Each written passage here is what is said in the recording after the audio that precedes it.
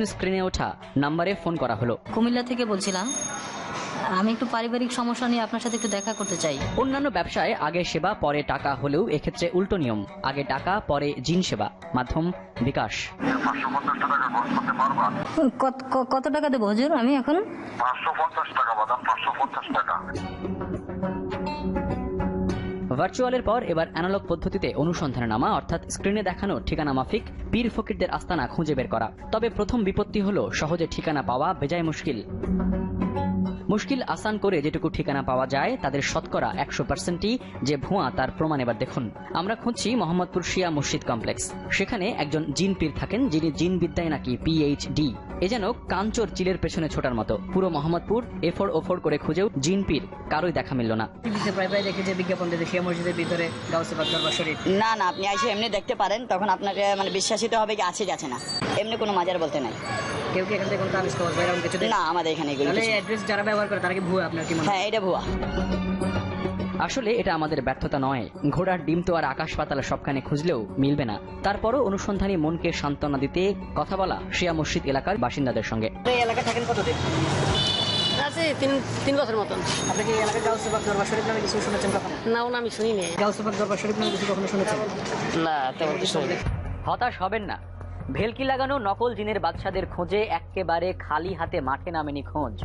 প্রতারণার রগরগে ছবি থেকে শুরু করে প্রতারিত সর্বশান্ত পরিবারগুলোর চোখের জল একে একে সব দেখতে পাবেন। সেই সূত্রে এবার যে গল্পটি বলবো সেই গল্পের নাম কাজের বুয়া যখন কোটিপতি। রওশনারা কথিত জিনের বাদশাহ কামেল পীর জিন্দা ফকির। বর্তমান থেকে যদি মাত্র বছর 7 পেছনে ফিরি তাহলে দেখা যাবে এই রওশনারাই খণ্ডকালীন শ্রমিক হিসেবে কাজ করছেন, মাটি কাটা শ্রমিক হিসেবে। আবার কখনো কারো বাসায় বুয়া হিসেবে থালা বাসন ধোয়া মোছা করছেন। অতীত যাই হোক, তার বর্তমান কিন্তু বেশ ঝকঝকে। রাজধানীতে তার মালিকানায় আছে 3-3টে ফ্ল্যাট, আরও আছে শতাধিক মুরিদ, ডজনখানেক পোষা মাস্তান।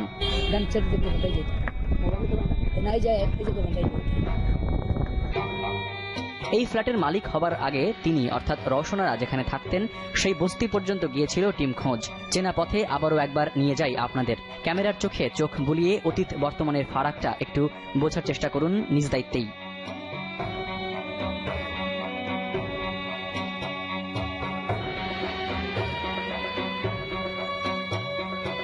রওশনারা চিনতেন? হ্যাঁ, ওই যে ফকির বেটি সাজানের মা। হ্যাঁ, উনি যখন মনে করুন ওনাদের দেশের থেকে যখন আইছে তখন নুর ইসলামের লোক কত কইলেন না, ওনাদের ঘরে ভাড়া থাকতো, একটা ইট সিদ্ধান্ত থাকতো, কিচ্ছু ছিল না। এবার তার একসময় সহকর্মীদের সাথে আলাপ, যারা একই সঙ্গে কোদালের পর কোদাল চালিয়ে কাটতেন মাটি। আমাকে লাগে মাটির কাম করছে, ভাত নিয়ে ভাত খাইতে না, আমি তো পাত্র ভাত দিয়ে খাওয়াইছি। আর ওর কুলাই পাইতো 15 টাকা, পেটি পাইতো 60। আবার ও আবার মেসের পাক করতো। কাজের বুয়া মাত্র 6 থেকে 7 বছরে কোটিপতি কেন লেডি বিল গেটসও হতে পারেন, তাতে খোঁজের কোনো আপত্তি ছিল না, যদি না রওশনারা লোক ঠকানোর অন্ধকার পথ বেছে না নিতেন। তাই এবার বুয়া যখন কোটিপতি, সেই গল্পের একেবারে গভীরে ডুব দেবে টিম খোঁজ, তুলে আনার চেষ্টা করবে গল্পের পেছনের গল্প। বিষণ্ণতা যেন এই মানুষটির সবচেয়ে কাছের বন্ধু। মিরপুরের শাহ আলী মাজারেই কাটে তার সারা বেলা। নাম শামসুল হক ওরফে নুরু মিয়া। একসময় ছিলেন গার্মেন্টস ব্যবসায়ী। সুখ দুঃখ মিলিয়ে বেশ ভালোই কাটছিল তার। আমার কাছে স্বর্ণ আছে, স্বর্ণ দিতে পারি। এই আমার কাছে জিন আছে, জিনেরা বাড়ি করে দিব, গাবি বাড়ি উড়াই দিব। তারপরে তো মনে করেন এই ওনার পিছনে পড়ে লাস্ট পর্যন্ত দোকানও বিক্রি করে দিছি, তারপরে দেশের বাপ দাদার ভিটারও বিক্রি করে দিছি। তবে হঠাৎ অনেক ধনী হবার লোভ তাকে রওশনারার ঠিকানায় পৌঁছায়। পরিণতি, বিনা চিকিৎসায় মরেছে স্ত্রী, গচ্ছা গেছে প্রায় 1.5 কোটি টাকা, আর তিনি হয়েছেন মানসিক ভারসাম্যহীন। গল্পের বাকি অংশটুকু তার মুখেই শুনুন। তার 2800 বাড়ি আছে ঢাকার টাউনে, সৌদি আরব আছে, সিঙ্গাপুরে আছে, বিভিন্ন জায়গায় তার পোলারা বাড়ি করছে। ওই বাড়ি সব মানুষের দিব। পোলাগুলো ওই যে জিনের ঘরে, ওর লগে জিনের বিয়ে হয়েছে, স্বপন মেয়ের লগে, স্বপনের ঘরে পোলা পান। জিনের নাম স্বপন? স্বপন আজগল গায়েব জিলানি, এর নাম কয়, এমনি স্বপন কয়। এই টাকা নিয়ে ফ্ল্যাট কিনছে, দেশে মনে করেন 100 বিঘা জমিন কিনছে। এর বাইক নিয়ে ভাইয়ের বেড়ায় ও এর নামে কেস করছিল যে তুই ঢাকা বাড়ি চিটারি করে টাকাই না, এনে জায়গা জমিন কিনতেছ। যারা ভাবছেন শুধু মানুষের মুখের কথার উপর ভর করেই জিনের বাদশাদের প্রতারণার সাম্রাজ্যে হানা দেবে খোঁজ, তারা ভুল ভাবছেন। কথা দিয়েছি প্রতারণার আনকাট ছবি দেখাবো, সেই সঙ্গে চোখে আঙুল দিয়ে দেখিয়ে দেব কিভাবে কাদের সাহায্যে ধর্মপ্রাণ বিশ্বাসী মানুষগুলোর সঙ্গে চলছে অধর্ম আর অবিশ্বাসের খেলা। তবে তার আগে বিরতির বাধা টপকাতে হবে।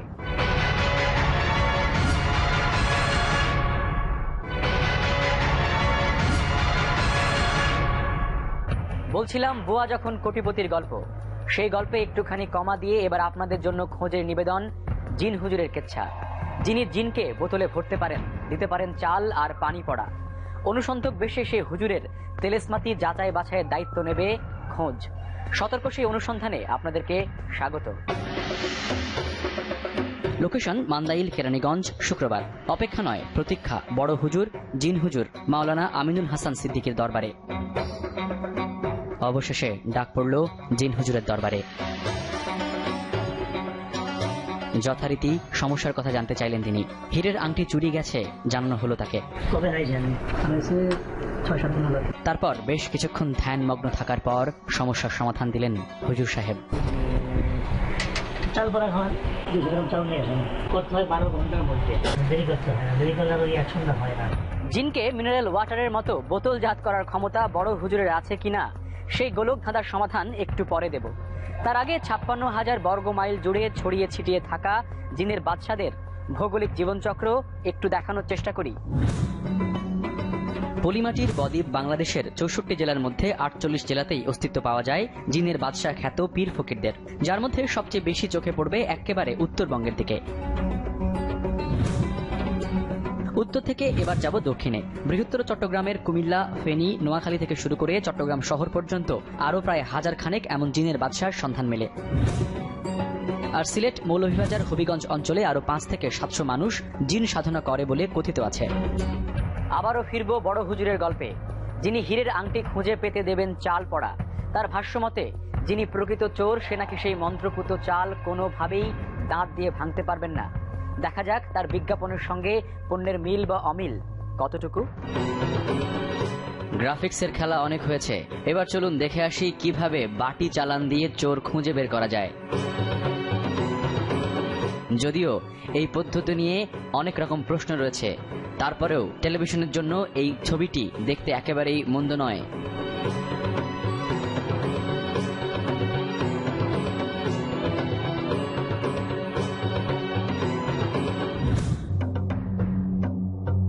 কাজা এগুলো তো দিলে হুজুরের কাজা। হুজুর আপনি অনেক দূর একটা মানুষ, বড় হুজুরের আবার চিড়িয়াল লাগা। 200 গ্রাম চাল নিয়ে আমরা আবারও হুজুরের দরবারে। কাঁপা কাঁপা বুকে গোপন ক্যামেরায় যতটুকু ধারণ করা গেছে ততখানি দেখে একটু কষ্ট করে বুঝে নিন হুজুর কি করছেন।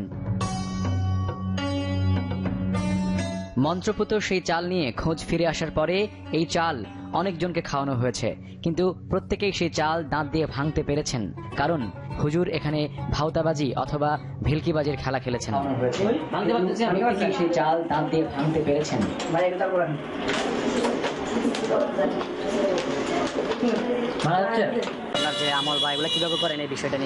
অনেকক্ষণের ছদ্মবেশ গায়ে জ্বালা ধরিয়েছে, তাই এবার ছদ্মবেশ ছেড়ে বড় হুজুরের মুখোমুখি। তার কাছে প্রথমে জানতে চাওয়া তার কেরামতি সম্পর্কে। ওগুলি চোর যেমন চাল ভরা দেয়, ডিম ভরা দেয়, অনেক সময় আয়না ভরা দেয়, এগুলি দিলে চোর চিহ্নিত হয়ে যায় আর কি। জিনের মাধ্যমে কোনো কিছু করেন? জিন ভরি বলতে আমার যে আমি জিন ছাড়াই, জিন বোতল ভরি। হ্যাঁ, অনেকে জিনের আসর হইলে, তাসির হইলে ওটাকে আমি বোতল ভরে ফেলাই আর কি। এতক্ষণ পর্যন্ত ঠিকঠাকই ছিল, হুজুরকে বিজ্ঞ এবং গুণী লোকই মনে হচ্ছিল খোঁজের, কিন্তু হঠাৎ একটি ফোন কল তার সম্পর্কে ধারণাটি একেবারে পাল্টে দিল। ঘুষের অফার। ছোটখাটো চৌধুরী ছিল, ওই যে ইয়ে আছে না আপনার কেরানীগঞ্জে, হ্যাঁ কেরানীগঞ্জে একটা ইয়ের ব্যাপারে আর কি, হুজুরের ব্যাপারে জানবো, মানে এটা ঠেকানোর কোনো উপায় নেই আর কি। উপায় নাই না, এক সময়ের কাজের বুয়া রওশনারা কিভাবে জিনের মহিলা বাদশা হয়ে উঠলেন সেই গল্প বলবো বলে অনেকক্ষণ আপনাদের অপেক্ষায় রেখেছি। আর ধৈর্য পরীক্ষা নয়, কথা দিচ্ছি বিরতির পর আপনাদেরকে সোজা নিয়ে যাব জিন সাম্রাজ্যে।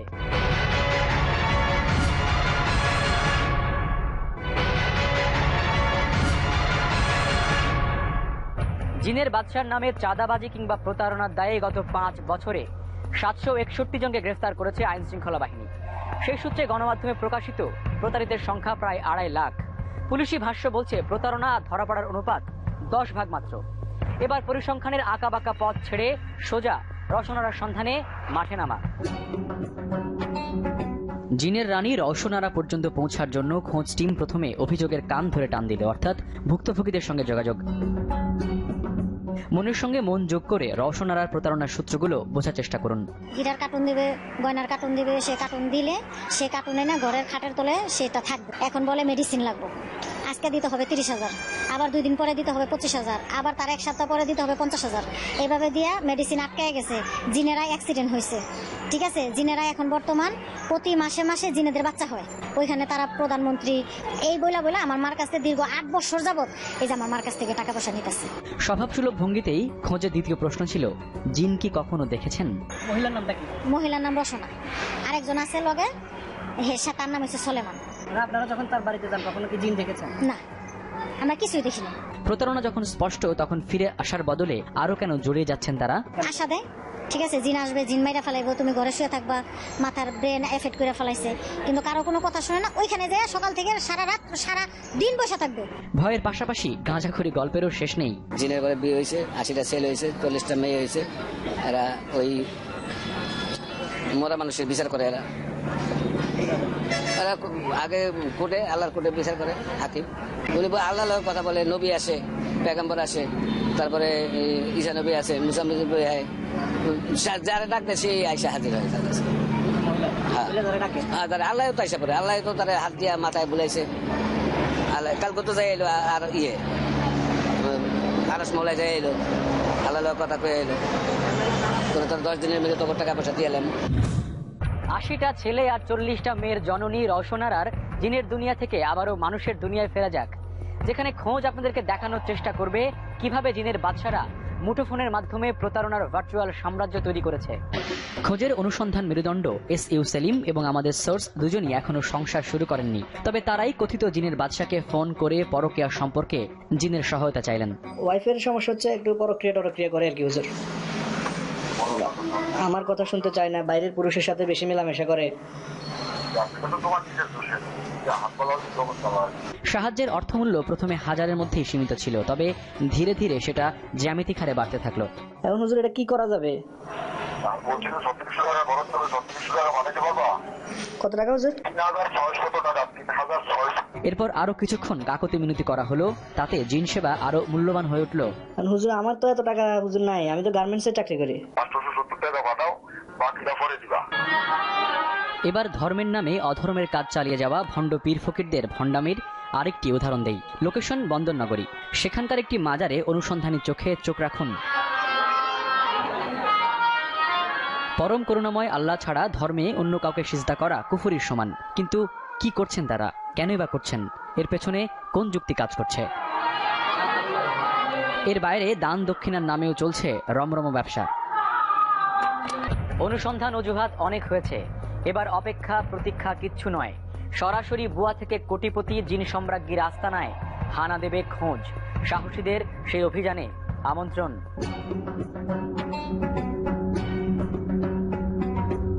খুব গোপনে পা টিপে টিপে খোঁজের অনুসন্ধানী দল চলেছে রওশনারার আস্তানার সন্ধানে। অবশেষে সিঁড়ি ভেঙে পৌঁছানো গেল সেই আস্তানায়। দেখুন, সেখানে অনেকগুলো হুজুর বসে বসে পেপসি খাচ্ছেন। আলো অন্ধকারের মধ্যে গোপন ক্যামেরায় আমরা খুঁজছি রওশনারাকে। এবার তার মুখে শুনুন তার কেরামতির গল্প।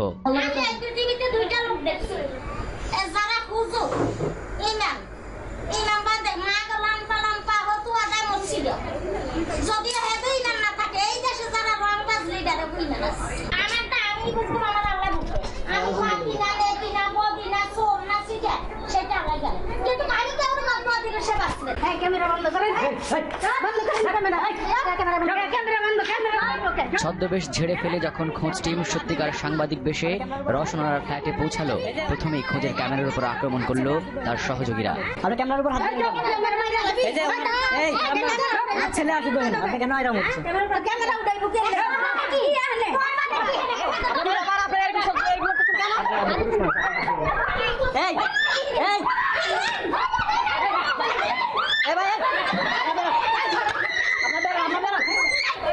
তাকে না পেয়ে যখন আমরা নিচে নামলাম, তখন তার বাসার নিচে উৎসুক জনতা ভিড় করেছে।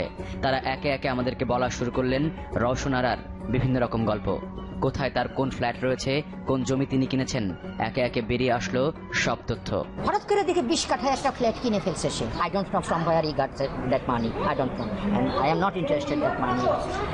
কিনে ফেলছে, কিনে হঠাৎ করে আমাকে একদিন বলে, বাবা আমি তো তোমার বাসা ছেড়ে দেবো। আমি তো কেন, কি ব্যাপার কি? বলে আমি 20 কাঠা ফ্ল্যাট নিয়ে নিছি। অবশেষে পরিস্থিতি সামাল দিয়ে খোঁজ চেষ্টা করলো তার সহযোগীদের সঙ্গে আলাপের। তাদের প্রশ্ন বানে জর্জরিত করে রওশনার ঠিকানা খুঁজে বের করার চেষ্টা শুরু করলো। কতক্ষণ আগে আপনি তার সাথে ছিলেন, এখন আবার বলতেছেন পাচ্ছেন না, কই গেছে সে? আমি তো আইলাম ওই মনে করেন আপনারা আওয়ামী লোকগুলো আগে আমার বলছে জিন হাজির করবে, গুনা কি কি দেখলো, এগুলো কি আল্লাহর সাথে কথা বলে? কিভাবে বলে? মানে